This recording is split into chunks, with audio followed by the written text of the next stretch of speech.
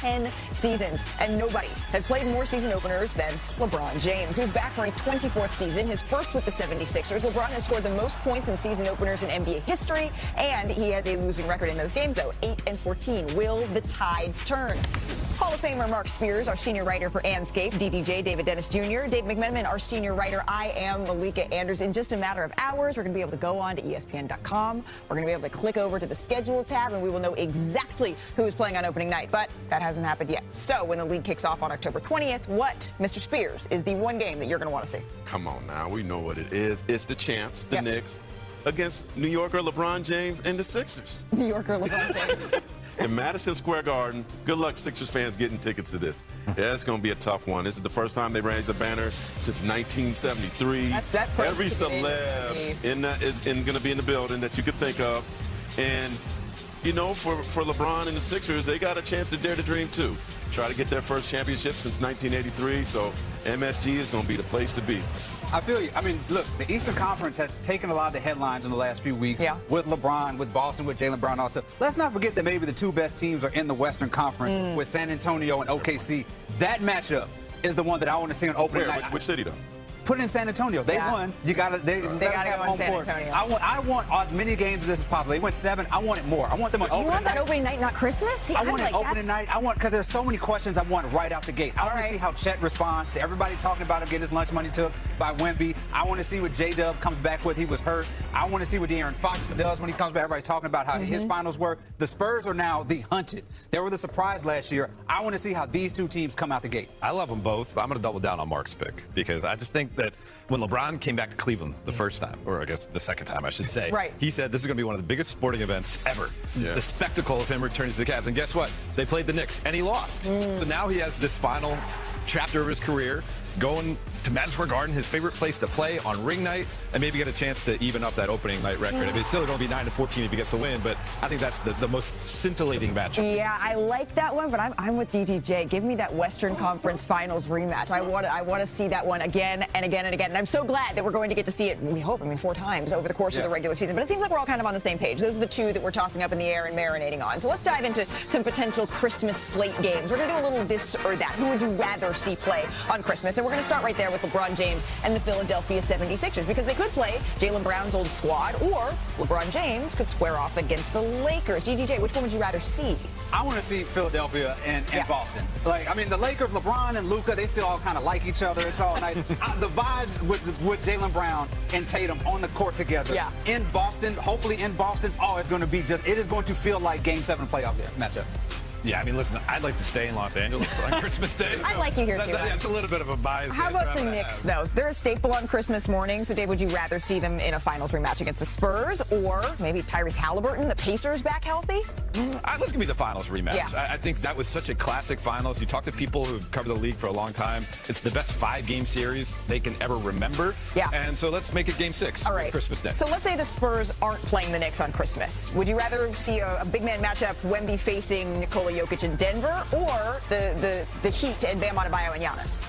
I want to see Giannis, man. I want to see him and Wemby go at it. Those are very, very underrated matchups that don't happen too often and still won't, but I want to see the two Euros go at it. You think Miami's going to get a Christmas Day matchup? I mean, I guess with Giannis and they probably will, but they don't want to see the Bucks. So. I don't think the Bucks are going to play it on Christmas. All right, how about this one? This one may be a little bit unorthodox, but you mentioned the power shift. We're talking so much about the East, and the Warriors are projected to be under 500. So, do you still think, DDJ, that we're going to see them on Christmas? Yeah, you got to see Stephen Curry on Christmas Day. Like, it has become a Christmas tradition to see him. But you got to have LeBron, KD, Steph. This is how you see them on their way out. I don't just want to see Steph on Christmas. Give me Warriors, Rockets, Steph, and KD. Warriors, Rockets on Christmas. I love it. I think it's a great idea. And both those guys, they're the people who've carried this league for so long. All right, so this is how the schedule, we're again just hoping and wishing. This is the actual rollout schedule. Starting tomorrow, opening week Christmas Day games, they're going to be announced on Good Morning America with me.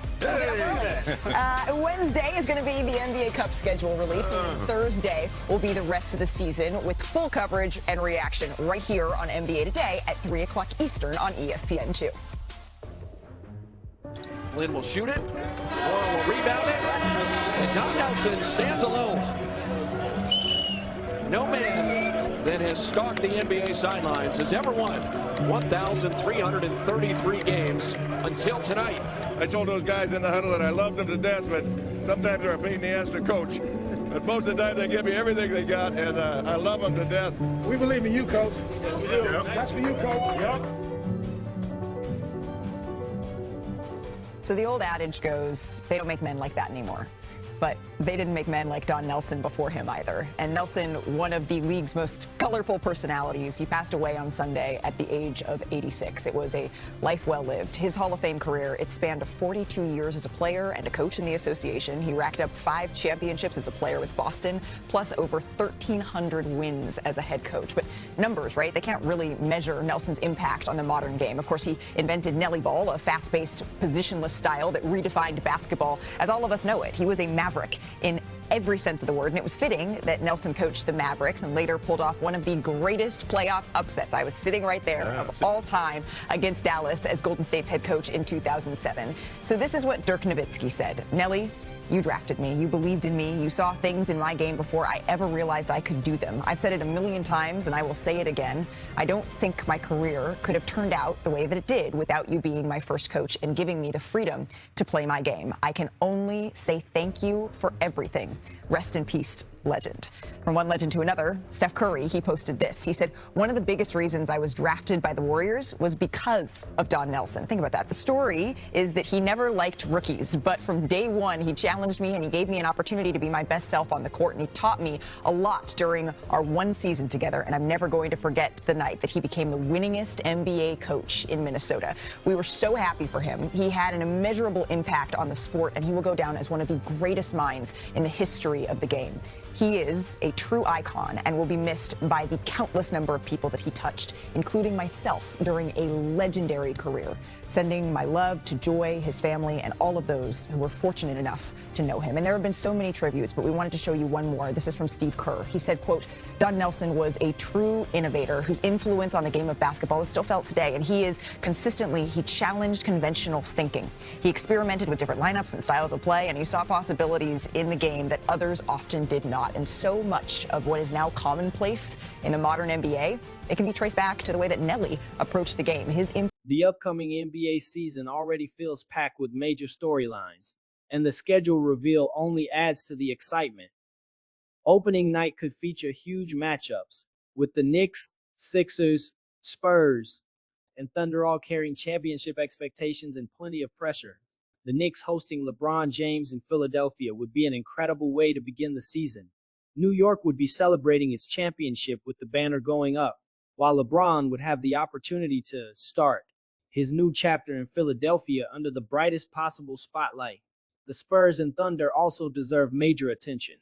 Their Western Conference Finals rematch could be the beginning of a rivalry that defines the next several years, with Wembanyama and Shai Gilgeous-Alexander leading their teams. Every meeting between these young contenders should feel meaningful. Christmas Day could be just as entertaining, especially with so many stars changing teams and new rivalries developing. LeBron against Boston, the Knicks facing San Antonio, Giannis against Wembanyama, or Curry and Durant meeting again would all give the league enormous television appeal. The tribute to Don Nelson adds a completely different but meaningful element to the show. His career demonstrated how much impact one innovative coach can have, and many of the ideas he introduced helped influence the modern NBA. His legacy is especially visible in the emphasis on spacing, versatility, and positionless basketball.